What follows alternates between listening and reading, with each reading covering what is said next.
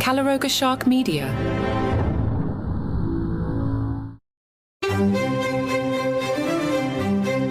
Hello and welcome to a special Thursday bonus episode of Palace Intrigue. As much as we may eye-roll Harry's antics on this podcast, you have to wonder if he must feel he can't do anything right.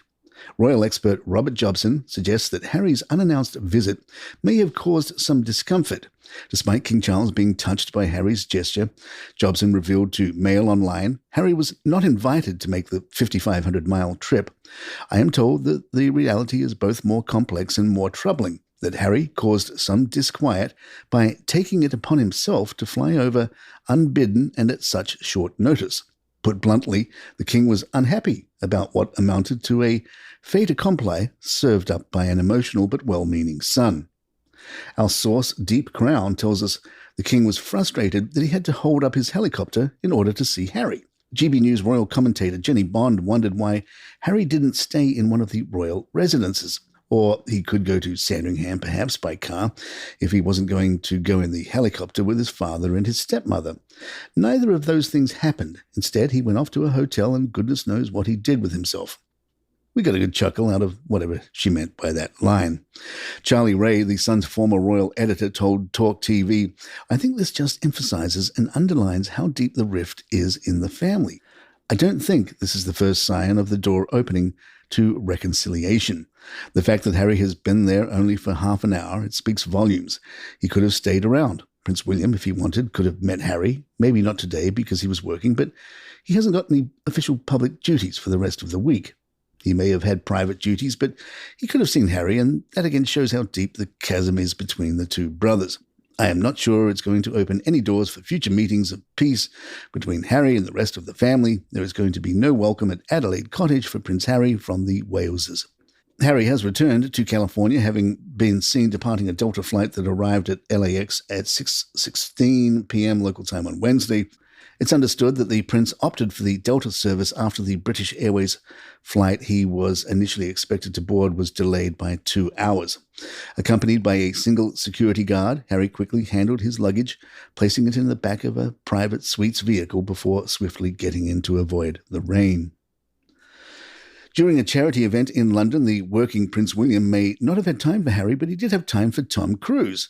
William humorously commented on his family's recent health issues, saying he attended the London's Air Ambulance charity gala to get away from it all. This remark came in the wake of the news that King Charles is undergoing cancer treatment and Kate, the Princess of Wales, is recovering from abdominal surgery. William expressed his gratitude for the outpouring of support, stating, "I'd like to take this opportunity to say thank you, also for the kind messages of support for Catherine and for my father, especially in recent days. It means a great deal to us all. It's fair to say the past few weeks have had a rather medical focus, so I thought I'd come to an air ambulance function to get away from it all." He added, "I should also take this opportunity to give a mention to our fellow pilot, Tom Cruise."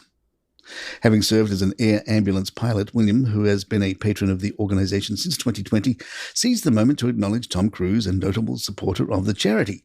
He playfully requested Cruise not use the new helicopters for any Mission Impossible stunts, highlighting Cruise's reputation for intense on-screen action. "We have all seen on our screens that, how can I put it, you seem to have a different take on normal wear and tear to the rest of us. It's not the kind of stuff that buffs out, that's for sure." The event, which also saw Cruise in attendance, occurred as Prince Harry was leaving the UK after a brief visit to see his father. The meeting between Harry and King Charles lasted under an hour, marking Harry's swift return to California. Despite some easing of tensions between Charles and Harry, it was clear from the outset that the brothers had no arrangement to meet, continuing a period of silence following Harry and Meghan's public criticisms of the royal family, which have often involved William and Kate. Sky News host Ashleigh Gillon remarked that the royal family is opting for privacy regarding King Charles' recent cancer diagnosis, contrasting it with the previous health issue he publicly addressed. A few weeks ago, the whole world was applauding, saying well done to King Charles, raising awareness about his latest health issue. This one is obviously next level, she observed. Gillon noted that the initial enthusiasm from the British press over the newfound openness, stating, "I think the British press were getting very excited that they were getting this new level of transparency and openness. They thought they were entering a new era." However, she concluded, "But it looks like they are putting down the shutters and deciding that this one is just too private." King Charles is set to undergo a pioneering and less invasive treatment in his fight against cancer, with plans to receive highly specialized outpatient care in London on a weekly basis. During this period, he will reside at Clarence House, and it's anticipated he will spend the rest of the week at Sandringham in Norfolk for rest and recuperation. A source highlighted the advancements in cancer treatment, noting, "Cancer treatment has come on in leaps and bounds in the past years and are smarter than was the case previously. The efficacy and side effects are therefore significantly improved." Despite his treatment, King Charles aims to continue his routine weekly meetings with Prime Minister Rishi Sunak, demonstrating his commitment to his royal duties. Both Downing Street and Buckingham Palace have publicly acknowledged a recent discussion between the two, underscoring the King's ongoing engagement with state affairs. These weekly meetings with the Prime Minister are expected to resume in person on February 21st, a little over 2 weeks following the announcement of Charles' diagnosis. Should health concerns or medical advice necessitate, these sessions, as well as Privy Council meetings, might take place virtually to accommodate the King's condition. To reduce the risk of infection during his treatment, the King's public engagements have been temporarily deferred. Other royal family members, including Prince William, are stepping forward to fulfill his public roles. In the Daily Mail, royal expert Ingrid Seward wrote, "But while there is no indication that his diagnosis is life-threatening, he would not be human if the mention of this illness did not conjure up feelings of dread. Not that I believe Charles fears death.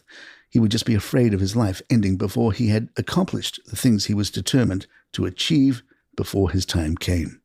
Palace Intrigue will be right back. The media has taken to following Princess Anne around. After all, something needs to fill the tabloids in the absence of Kate. We're also noticing a developing "Anne is wonderful" narrative. The Express called her stunning, fawning over her look in a red coat. The Princess Royal made an appearance at G.H. Hurt & Son, representing the UK Fashion and Textiles Association as its president. For this engagement, Princess Anne chose to wear a purple jacket previously owned by her mother, Queen Elizabeth, a garment the late Queen was seen wearing in Scotland in July 2006, paired with a headscarf and notably trousers, a rare choice for the Queen, who typically favoured skirts or dresses.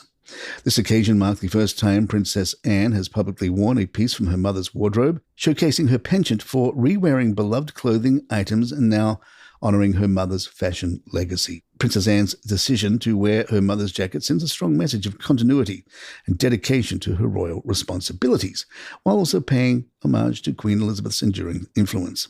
Known for her close relationship with King Charles, the wonderful Princess Anne has been a pillar of support for her brother since the beginning of his reign.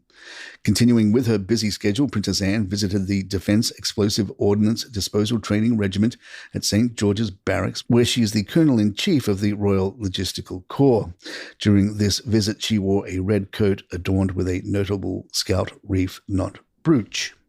Zach Stone from Stephen Stone Jewelers interpreted the brooch's symbolism, stating, "Princess Anne's brooch is the shape of a Scout Reef knot, with the rope symbolizing the family of the World Scout movement and the knot symbolizing the strength of the unity of the World Scout movement.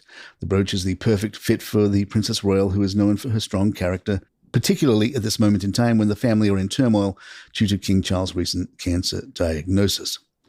One of the princess's tasks was to cut a rather large chocolate cake. She issued some royal orders to those in attendance.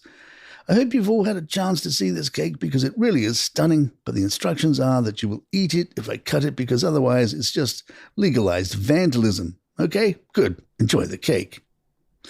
Palace Intrigue remains on a modified schedule. We'll continue to release bonus episodes as warranted in addition to our regular morning episodes.